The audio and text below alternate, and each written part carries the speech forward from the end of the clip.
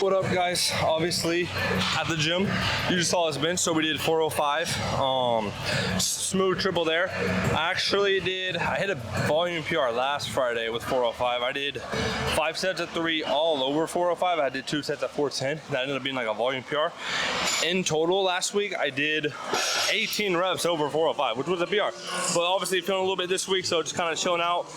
Then I hit that close grip work, which you saw. But yeah, so one change we're making that I wanted to talk about is I am now, for the first time in my lifting career, benching 4 times a week. So I got 4 times a week press volume, or frequency, not volume, and I've never done that in my 12 years, 13 years of lifting. We've talked about doing it in the past, like a year, 2 years ago, but I always just wanted to hold off. I wanted to wait. I wanted to make sure I could handle it. I wanted to make sure I was in a good spot to actually benefit from more and not just jump straight to it. So many people jump straight to more frequency, then they can never get that back. So I wanted to make sure the time was right. I think now the time is right. I've responded pretty well the past few weeks. I think today it finally caught up to me a little bit, but I still have really good output, considering my body weight's down a little bit right now as well. So yeah, I'm gonna knock out these accessories and we're just gonna get it.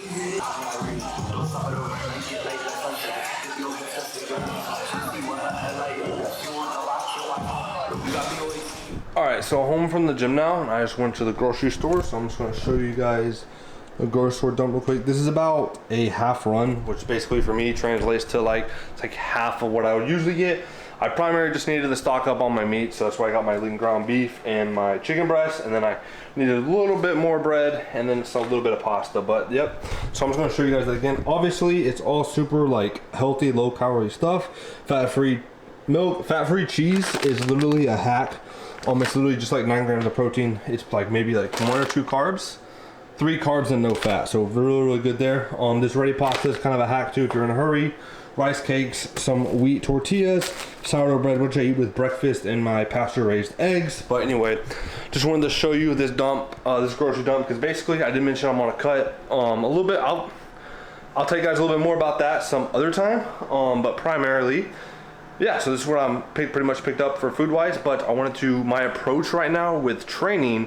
One of the things we changed specifically because we are on a little bit of a cut right now is I am purposely keeping my singles super chill. I mean, your singles should move fast anyway, but I'm keeping them at an extra level of fast, primarily at RP of 6 to 7, and then I am pushing my back down work. And then for accessories, I'm only doing roughly 2 hard sets. So I do about 1 set to feel out the weight. That's doing like an RP 5 or 6, just a few reps to feel it out. And then I do with some real weight about 2 sets of 12 to 15 reps, sometimes even 20. Like today on curls, I did 20 reps, and I'm taking that to RP 8 to 9. So I'm pushing 2 hard sets of accessories just to save some energy, really get a good pump. And then I think a lot of people kind of overdo accessory volume. Part of me really thinks if you just push 2 hard sets, that's probably all you need. So yeah, I'm kind of doing a little bit less is more approach right there. But yeah, just wanted to share that up, and now I'm just gonna put all this up, make some lunch, and then just get some work done.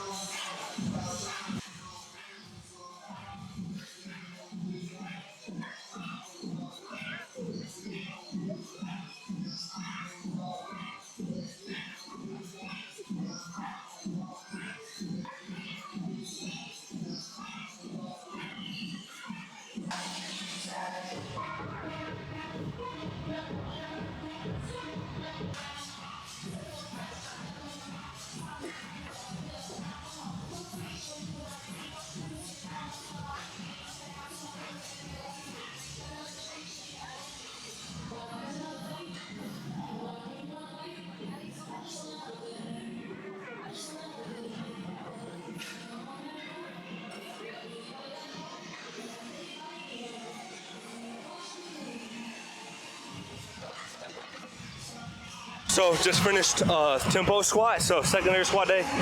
We have tempo squat right now. I just did it in this rack, both combo racks were taken. This isn't even in a high bar, this is one of those Rogue, I think the 44 kg bars, like the multi-purpose ones. So no center knurling, but like I don't care, like I'm just gonna do it anyway. And I think, I might rant for a second, I don't really know, but I think like a problem with power lifters is they're so obsessed with like comp specific equipment that they end up just being like a bunch of pussies about like not having it, and it's incredibly soft because like honestly, if you're really about it, you should be about it anywhere, anytime, no matter what the equipment is. And I think like the fact that like USA Powerlifting had to post what kind of equipment they're using at Nats and people got genuinely excited about that, it's just kind of sad because it's like everyone's lifting on the same thing. It shouldn't matter what it is. You should show up and do it no matter what, right? But people just get so like micro obsessed with having specific equipment, and yeah, it's not helping you. Like you should be able to lift anytime, anywhere.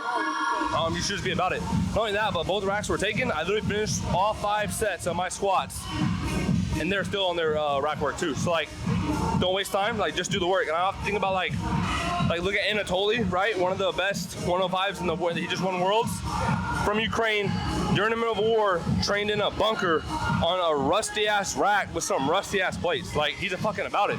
Or look at like Dennis Cornelius, training barefoot in a garage on a rack that looks like it's about to snap in half. Like if you're really about it, you're really about it. And sometimes it's easy to tell who's not really about it simply when they complain about the like that type of equipment. Like these motherfuckers in other countries running laps around them. Like you just gotta get it done.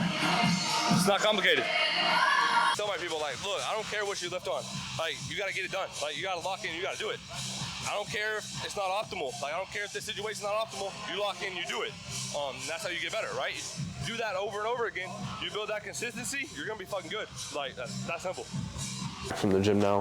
Hopefully you guys enjoyed that little rant I had there.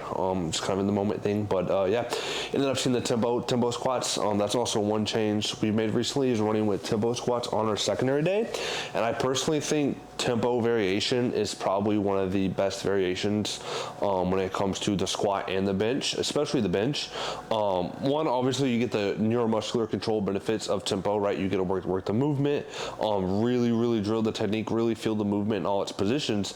But a step up from that, you learn how to control the weight. And I think that one thing that's very important in powerlifting, and just lifting in general, is having control of the weight, especially on squat and bench.